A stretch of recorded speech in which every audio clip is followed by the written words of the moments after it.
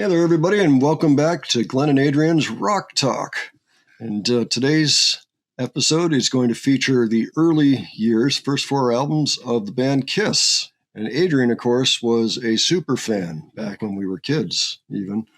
And you were collecting all kinds of things. Geez, I remember you had all the solo albums and everything. I mean, I think you had I had everything. a lunchbox. I remember. I don't know what happened to the lunchbox, but I had one. Sometimes the albums would come with, like in Live 2 used to come out with tattoos and all this other really neat stuff. Of course. Give us a little rundown on. Well, the first album they released, of course, was just called Kiss. It was their first album. It kicks off with Strutter, which is a classic. Mm-hmm. There are a lot of classics on this album. There are a lot of staples for like live shows on this album. It's a little bit polished for my taste, which means they did good production and everything.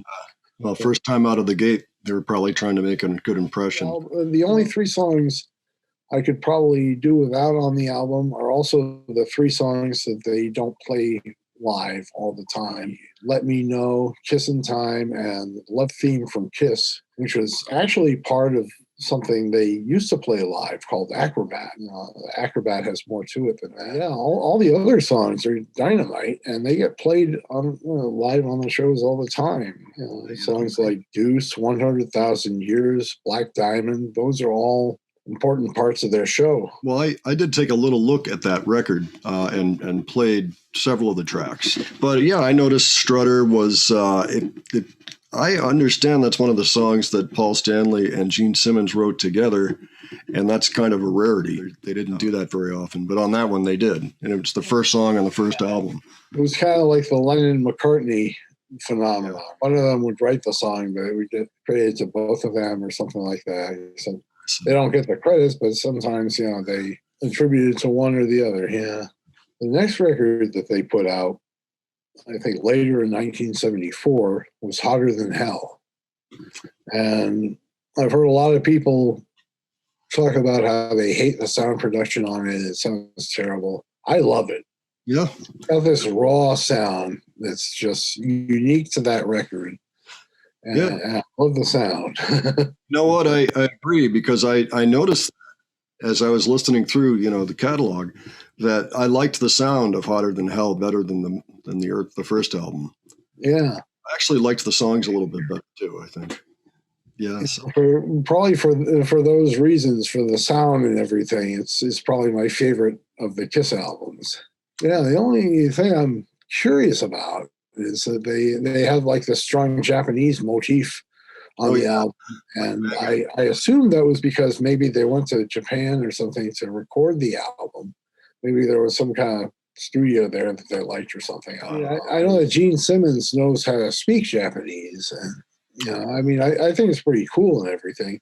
I just don't understand the significance because I looked at the liner notes and it was recorded in L.A. Yeah. Well, that's where a lot of magic. I wonder where the inspiration came from. I'd really like to hear about it. The next album they did, and I guess it was early in 1975, was Dressed to Kill. Dressed to Kill, yeah. And, those, my favorite songs from that, Come On and Love Me, She, Rock Bottom, lots of other great tunes, including Rock and Roll All Night. Yeah, of course. I'm not really drawn to for some reason. I think it's a silly and overplayed song, but nonetheless, it's become an anthem for rock and roll. And so, you've got my respect. It's entirely possible it's in the Wayne's World movie or something. And Bill and Ted's Excellent Adventure had God Gave Rock and Roll. Okay. Yeah. The cover of a song by Argent, written by Russ Ballard. I looked at the discography and how often these records were being released, and they must have had a 2-album-a-year deal because, early 74, October 74, and then like March 75. So like just scant months, between albums. And then 6 months after that was the live record. The Dress to Kill album I thought sounded pretty good too, actually. Oh, so did I. I think it had like a very classic, almost garage type sound. It's a little cleaner than garage, but there wasn't It wasn't quite as polished as the first album. Right. Definitely not as polished as Destroyer, which I'll talk about at another time. I mean, I love the production on that album because that kind of music sounds best when it's put through like not too much production. Mm-hmm. Mm-hmm. Yeah, and it was funny for some reason when I got to that. By the time I got to that album, I was starting to think a little bit about the MC5 from Detroit, and now MC5 I've been a fan of for a long time, and I love their music, but they're a little more intense. But also, they were earlier, and they were at a time when maybe it wasn't really the audience may not quite have been ready for something like that because they were pretty in your face. They were almost like a proto punk band. But I can kind of hear some influence, like maybe the Kiss guys listened to a little bit of MC5, but maybe slowed it down a little. Kiss has a very reliable, steady, beat. You know what band I always kind of equated them with, at least the first album anyway. It's the New York Dolls. They were definitely contemporaries. Yeah, that makes sense. I'm pretty sure that Kiss knew about the New York Dolls. Oh yeah. Oh yeah. I can't imagine. Sounds are just and vice versa, because sounds of the New York Dolls' first album and Kiss's first album, there are a lot of similarities there. Yeah, and they're pretty close in time period too. Yeah, they were contemporaries. Absolutely. Yeah, New York Dolls, another one of those bands. Pretty good band, but for some reason, I don't know the timing or I don't know what it was. Something wasn't quite in place. But Kiss really got it in place. I've heard New York Dolls referred to as glam punk. Glam punk? Glam punk. Oh, clam punk. No. Glam with a G. Glam. Oh, glam punk. Yeah, okay. Clam punk. I think I understand. It's like, I think clam punk would make a great cartoon. I'm just saying.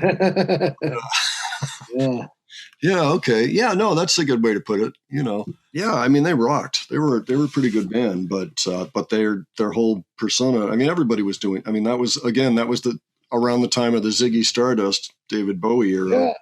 Yeah, David Bowie. There was also Alice Cooper. Yeah, Alive. Now we're going to their first live album.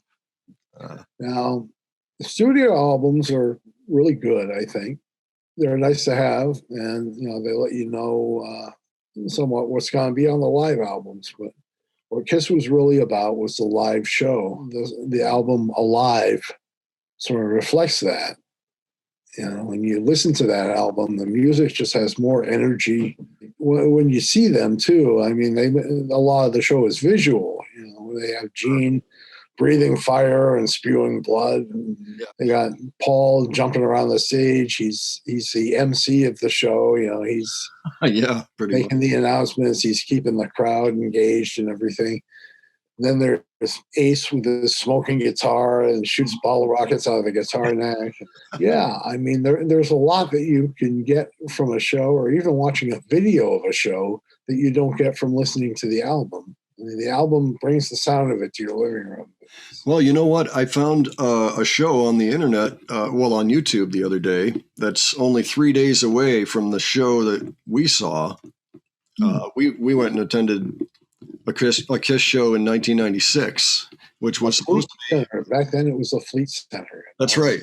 The nice thing with our show is it was the original four guys.